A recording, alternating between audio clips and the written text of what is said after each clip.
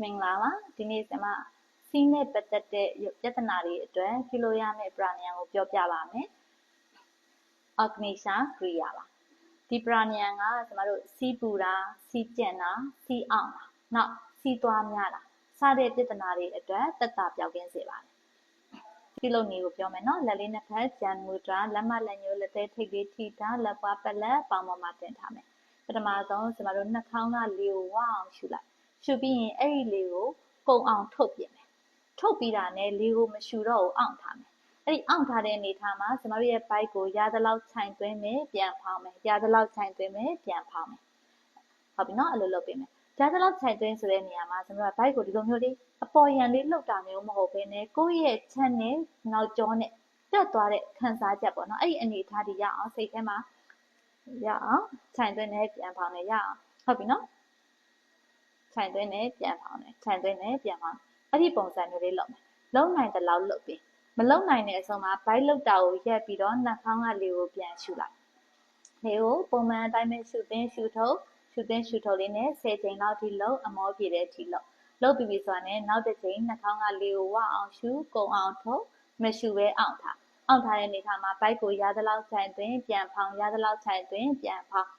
ဟုတ်ပြီနော်အဲ့လိုပုံစံနဲ့လုပ်ပြီးမယ်လုံနိုင်တဲ့လောက်ထိလုပ်ကွာနှုံးလေးကိုမှတ်ထားပေါ့တစ်ချိန်မှာဘယ်လောက်လုံနိုင်တယ်ဆိုတာမှတ်ထားဥမာတစ်ခါလုပ်တယ်ပထမတစ်ချိန်မှာ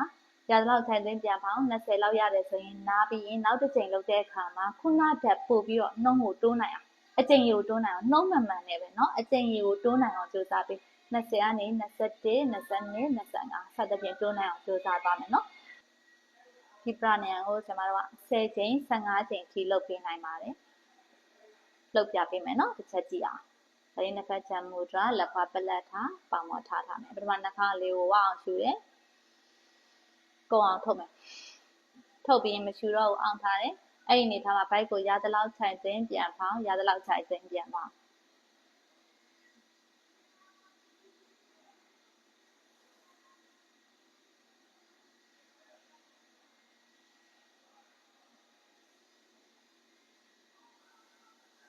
ဟုတ်ပြီမောရင်ဘိုက်လုတ်တာကိုရက်မယ်နှာခေါင်းကလေးကို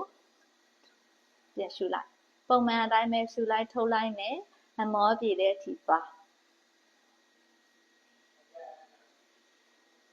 ဟုတ်ပြီအမောပြေပြီဆိုရင်နောက်ချိန်နှာခေါင်းလေးကိုဝအောင်ရှူကုန်အောင်ထုတ်မရှူပဲအောင်တာ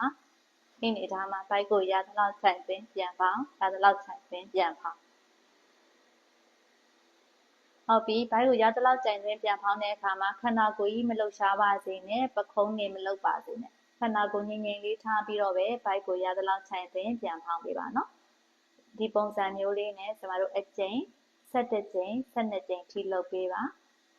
စိတ်နဲ့ပတ်သက်တဲ့ပြဿနာတွေကိုသက်သာပြောက်ကင်းစေပါတယ်အားလုံးပဲကိုယ်စိတ်နှချအေးချမ်းကြပါစေ